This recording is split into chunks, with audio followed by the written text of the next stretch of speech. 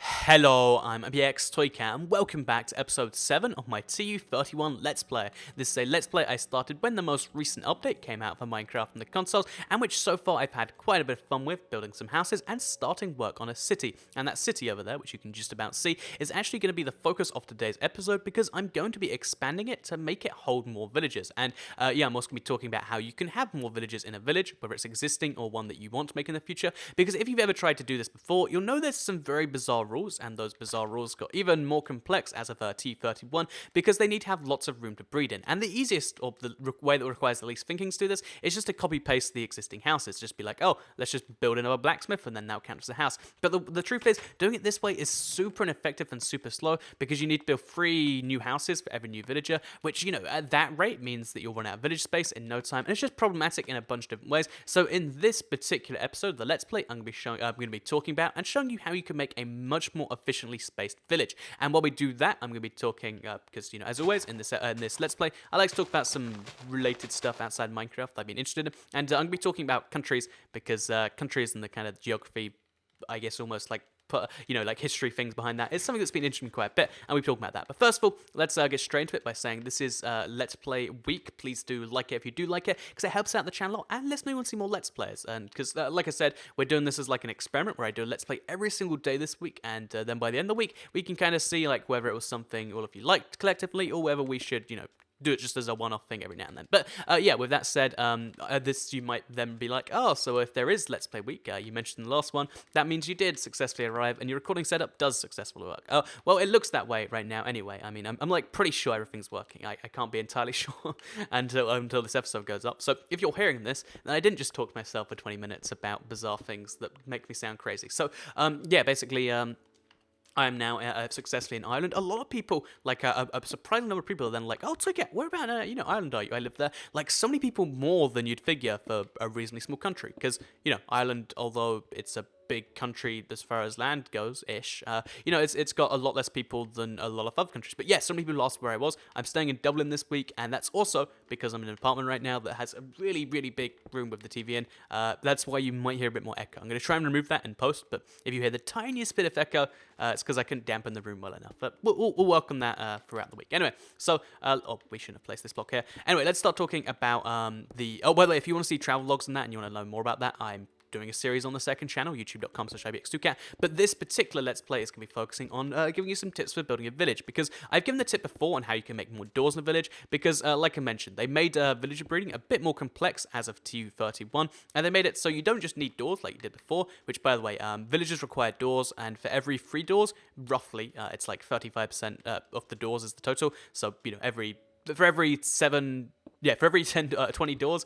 you get 7 villages. It's not 3 to 1, but it's roughly every 3 doors, you get 1 new villager capacity in your village. And it used to just be they'd automatically breed once you had more capacity in the village, but now they've made it a bit more complex, and they made it even more confusing. Like, if you look at a horse where you feed them golden carrots, which must give them some real, issues, then it's like, oh, I guess it makes sense because Minecraft. But, I mean, the way villagers breed now is they need to have 3 doors for their newborn son, which is bizarre. Like, imagine if, in real life, humans only, recreated themselves. That sounds weird. Imagine if we only procreated when we're like, oh, well, if my son doesn't have 3 houses to live in, then, is he really gonna live? We just can't do this. But yeah, that's how it works in Minecraft. They need to have at least 3 doors, which counts as 3 houses, before they can actually breed. They'll 3 new doors in the village, and then they also need to have access to some of the food that their village grows. So they need to have either, I think it's 12 potatoes, 12 carrots, or I think it's either 4 bread or like 12 wheat. Oh no, it's 12 wheat or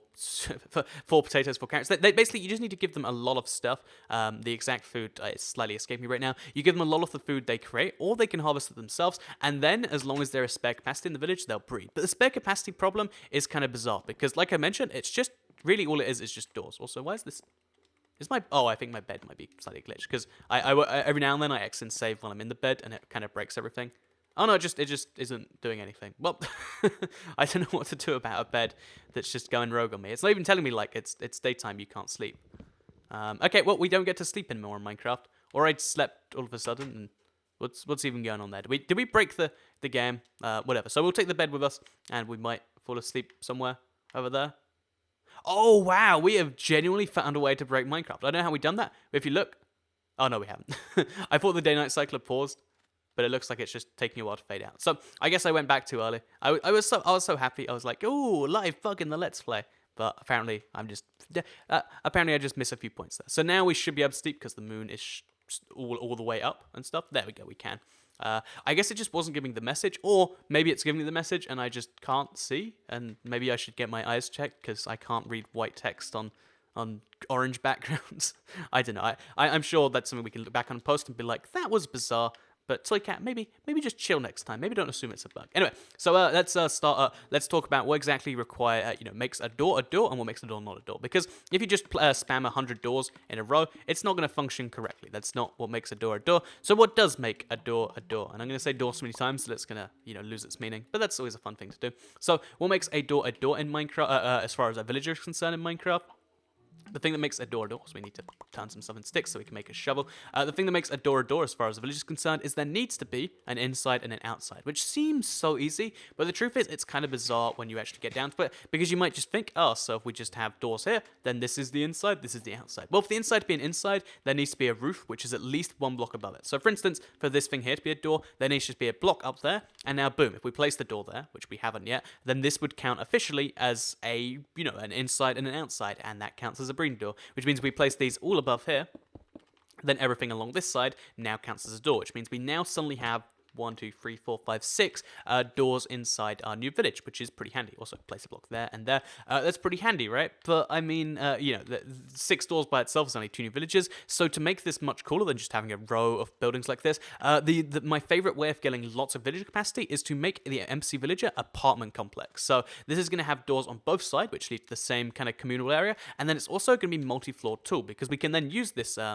this thing from up here, and we can use this as the floor for the next floor, the floor for the next floor, the kind of bottom of the next floor, and then we can build up and up and up this way. And if we make this 3 stories tall, you'll think that's 12 doors in each floor. That's 36 new doors. That's 12 new villages, and since we've got 2 of these, that's 24. But if we go to like 6 stories tall, that's like 48 new villages, and since every 16, I think it is, villages gives you an iron golem, that's a bunch more villages to trade with, but that's also a bunch of new iron golems. So yeah, that's what we're going to be building today. I'm going to be showing you how to make the MC villager apartment complex. This is way fancier than it needs to be. If you just want to do this in the, the bare basic you need to do it from, just bring a bunch of cobblestone, make it 2 wide instead of 3 wide like I have, and then just do it this way. You can make it all from the same block. It doesn't need to look good. It just needs to be so that every door is accessible by a villager, and that there is an inside, and that there is an outside. So that's all you need to do on each floor, and that's all we're going to. Well, we're going to be, kind of expanding that, but that's all you need to do for that. And let's build, shall we? So, while we do the building for this, because we need to build 2 apartment buildings now, which is going to be kind of fun. I always do like, building these kind of really functional buildings. While we build this one over here, which is going to require some weird spacing. I'm going to talk about countries, because countries, this is going to be one of those things like where I spoke out continents. Someone's like, no, it's like, I know you say continents aren't really a real thing, but I believe they are, because, I was taught something. But it's like kind of like that, where I'm going to really get down to the point of like, countries don't really mean anything. And you might think, no, of course country means something. It's like an area of land ruled by a person or state, right? And that definition kind of works well when you think about it, because if you think about your country, whatever country it is, probably, you just own a bunch of land, no one else claims to own that land, and then your government makes laws that you follow because you live on that land, and you are a citizen of that place. That place is a country. It's as simple as that. But the truth is, again, because I've been researching this quite a bit, it gets quite a bit more complex than that. So the reason I got into this is because it always bugged me for the longest time that, when you hear people talk about countries, there's never a specific number, right? You just hear people say, oh, there's 200 plus countries, or sometimes 190 plus countries.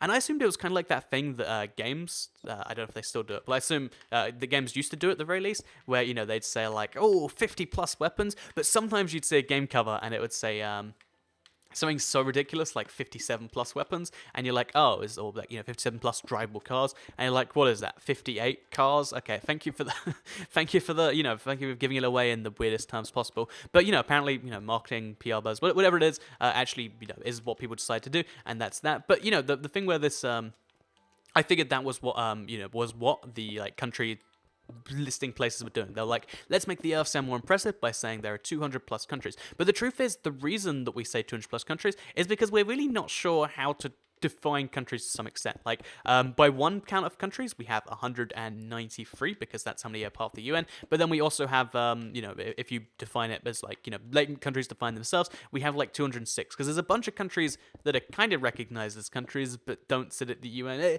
Things get really, really confusing. So exactly, how do you define country then? So a lot of people say sovereign state. When you have the ability to make laws and control over the territory and people admit that it's not theirs, then that's kind of that. But then things get really confusing here when then you think about stuff like, should South Korea count as a country? Because North Korea still claims to own the entirety of Korea. See, I can say this one, and I can't say a bunch of other examples, because no one's going to be, no one from North Korea is watching this. They're like, no, North Korea, only Korea. Or maybe there's going to be some person who says they are now, but no one's actually from North Korea watching this video, so I can't offend them. But yeah, so should you therefore consider South Korea not to be a proper country? Because another country claims to own it, and they have a pretty good claim. I think they took over the whole thing. And you also get bizarre cases where, for instance, so there's actually two Chinas, if you don't know. There's the People's Republic of China, which is the big landmass with the 1.3 billion people, and they make your electronic devices and all the things you associate being China. That's the People's Republic of China, the PRC, or just China, if you will. But there was something called the Republic of China, which was the old Chinese government from all the way back in the after World War II, and they're called Taiwan, kind of informally, but they call themselves the Republic of China, not the People's Republic, just the Republic, and they actually, they claim to own all of China still, and for the longest time, people recognized that they did own all of China, even though they didn't, and China wasn't seen as an official country, and that's where you get really bizarre things, where it's like, okay, then what do we do here? So let's just say, for now, so a country is a area of land owned by, that has a government that makes laws, that is also recognized internationally, and which other countries don't claim to be in. But then if you say that other countries don't claim to be in, if you think about Sealand, if you haven't ever heard of Sealand, it's a hilarious case example of a country. Basically, some dude owns like, I was going to say an oil rig, but it's just like a weird abandoned Navy base where it's just basically it's really far off the coast and it doesn't count as part of the UK. And he just claims it as his own country. He prints his own, like stamps. He prints all this stuff. And because, it's just not worth the effort for actually, I think they have tried to invade it, but, they've just determined that it's, they're just going to let him do it. Basically, he actually does count as a full-on country. But,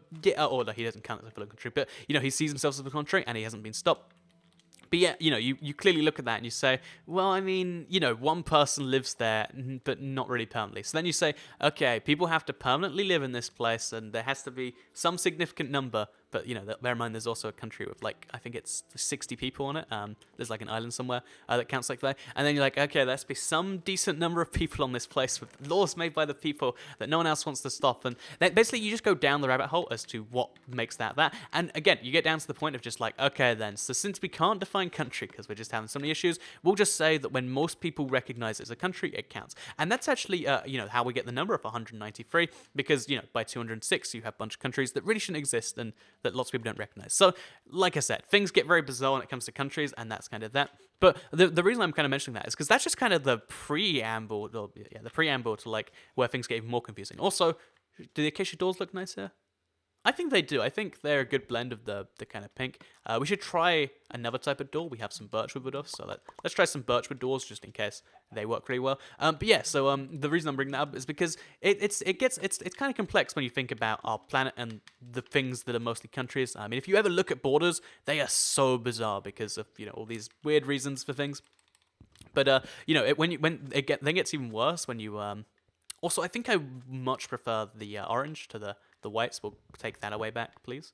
Yeah, let's try this on the other place, actually. But yeah, it gets even more bizarre when you come to stuff like the moon and when you come to stuff like Antarctica. So with the moon, I believe we've all, like lots of countries commonly agreed, yeah, this is common human heritage or something like that, which is kind of good. I mean, I'm impressed they did get that done.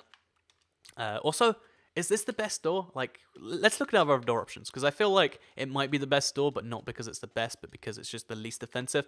Because I feel like actually, should we just use wooden doors? Let's let's not, no, it has to be fancy. We'll use birch doors. So, yeah, let's go get ourselves some more andesite, assuming I'm not just missing a big pile. Or let's use the direct and let's start building up from here. So, yeah, with that said, it gets really bizarre when you get stuff like Antarctica, where then you're like, oh, so we've all agreed that no one owns this. But yeah, there's a British Antarctica, there's a Chilean Antarctica, there's an Argentinian Antarctica. There's all these different versions of Antarctica, and they all overlap with each other too, because it's this big body of land that no one wants to live on because it's so cold. But yeah, we want to claim we live there because at some point we'll be able to. And basically, this is how I get onto the place. I don't need this block over here. Basically, the point I'm trying to raise is it's really, really confusing, and I think the really bizarre thing for countries will come when we do get to Mars, because eventually we will land on Mars and we'll habitat it. We'll be living there and stuff. And whoever gets there first, they get to claim it as part of their country. I mean, again, we've signed treaties that say we don't, but in the logic of everything else we've done so far, also we need to have a door every 2 blocks, which I've been entirely forgetting about. In as far as what we've been following for the current Earth, we've just said, oh yeah, but I mean, it's kind of breaking the law to just claim stuff, but you can do it anyway. And yeah, that's when things will get really bizarre. So that's kind of that right there. Basically, what I'm saying is countries don't really exist. Countries are just kind of what we believe exists. I even forgot a bunch of other confusing examples, because there's stuff like the UK, which is actually a country of countries. So if you don't know, I live in the UK, and I'm kind of acutely aware of this, and it seems bizarre because it's like we're one of the very few countries in the world that do this. Every single one of the countries in the UK, we're a United Kingdom of Great Britain, which is England, Wales, and Scotland, and Northern Ireland. Every one of those countries has their own local laws and a bunch of local things that make them their own thing, but yet they all count as the UK for a lot of international reasons, which is bizarre. And then it goes the other way when you look at like Hong Kong. If you ever look at, by the way, I've given this advice before, but if you want to go to Hong Kong, I'd recommend going in the next 25 years, because basically in the next 25 years they're going to be entirely given back to China. And right now they're their own place. They have their own prime leader guy. They have a bunch of these things like this. But officially, because of the agreement they signed with China, they have to say they're a part of China. But yeah, everyone knows that they're their own country right now because they speak English. They have their own immigration laws. They have all, there's just all these bizarre places where it's like, yeah, let's just say whatever we're all agreeing on is what it is, and it's one of those things we can't all agree on the rules of. So we just say, yeah, it's pretty bad, isn't it? So. Yeah, that's countries for you right there. Don't make too much sense. So one other thing I wanted to use this as an example of, because countries really exist because we want to believe they exist. There's a lot of things like that which only exist until everyone realizes, there's a lot of things that will only exist if we all believe they exist. And it's stuff like karma, for instance. I've always been intrigued by the idea that karma, which if you don't know, is the idea that everything, basically this is a really, really dull simplification, but you do something bad happens to you. Do something good happens to you. It's way more complex than that, but we'll leave it at that for now. So, for instance, karma, if everyone believed in karma, it would actually work. So, should we just convince everyone to believe in it? And that's also how a lot of, I guess religions got started. It's like, yeah, if everyone just believes in this, then everyone will be better, and it'll make everything work that way. And I've always been intrigued by this concept of also, we didn't make a cage of planks. That's what we did wrong. I've always been intrigued by that concept because there's a lot of things like that. So, a police, for instance, do you ever see when there's 5,000 police to 100,000 protesters, or I probably got those numbers wrong, but way outnumbered police, they'll be effective as police until someone realizes that they just all have to charge at once, and then they do, and it all breaks down. And it's the same kind of thing there, where obviously there isn't enough police to patrol everyone 24/7, but there is just enough to stop one person and maybe send a message to everyone, and it's very bizarre that that's how things work, but it is, and lots of things only exist because we believe they exist, and sometimes that's fine. So one more thing I wanted to say before, because I want to talk a bit more about the city and some of the things we're going to do here, because as well as having this building here, and then I want to, let's make some more polished granite, shall we? As well as having this building there and that building there, I want to have next to them an identical apartment building, because this big thing over here is going to be a big market square, because this is going to be the center of the village. I want to have a cool alleyway in each of these. This is going to be connected, and yeah, that's going to be that. So speaking, by the way, of things that just exist and we exist because we believe exist, there's something I've noticed a lot recently with bizarre castles and stuff like that. When it comes to stuff like if you ever look at a really bizarre building or a really bizarre law and stuff, the way it's always explained is, instead of just explaining, well, this is there for that reason, you have to explain the history of something. And I've always found that kind of interesting, the fact that often if you ever go to somewhere interesting, the coolest stuff is always the bizarre story, not just the thing that looks cool. So for instance, one of my favorite things is also we're looking for leather, I think. There's the leather, and then we've got some sugarcane, and we've got some wood, and we can make some bookshelves. So yeah, like for instance, when I was in Antwerp several months ago now, I saw there's this church in there, and the church is really interesting to me because of the fact that it actually sorry, I'm losing my track on this one, but the church is half finished, so it means that, you know, like one of the spire, it's like, you know, it took 200 years to do one half, then they ran out of money and they half finished. And there's something so beautiful about that to me, because even though it looks terrible, because, you know, half a church is terrible, it's just so cool that, like, yeah, maybe you should plan ahead. And, you know, there's lessons to be learned from, like, failures that aren't necessarily learned from successes. And there's something about that I've always loved. Like, whenever I look at something that's architecturally brilliant, like, you know, every city has an amazing cathedral, it's like, this is cool. We as humans have done something great. But sometimes I also like to look at the failures and be like, this is cool. Sometimes we need to learn that we should, you know, kind of balance what we're doing here. And that's always been an interesting thing to me. So let's just place these last 4 bookshelves, shall we? I think I went over a lot of points today. To kind of recap them, first of all, if you are going to make an NPC village, and you want to expand it, then also should we place the block there, and then I guess one up there each. If you're going to be making an NPC village, or you want to expand it, every door gives you plus 0.35 villages capacity. So every 3 doors gives you a village capacity, and then you need to give them a bunch of potatoes, carrots, or wheat, which they might be able to pick up by themselves, and then they'll be able to breed. If you want to start a village from scratch, like I'm going to be doing, you need to convert zombie villages, and then countries don't really exist. We just kind of have our own definition that we've made up so that we don't offend people, and yeah, at some point in the future, there won't be too many more of those. So anyway, with all of that said, I hope you did all enjoy today's episode of the Let's Play. If you did like it, let me know, and you know, in the comments down below, as well as with a like rating. And other than that, I hope you're all enjoying your day. I'm gonna go check out the rest of Dublin now, and I guess I'll see you all in the next part, where I'm not sure what I'll be working on just yet, but it'll be something very specific, I know. Yeah, I'll see you all in the next one. Bye.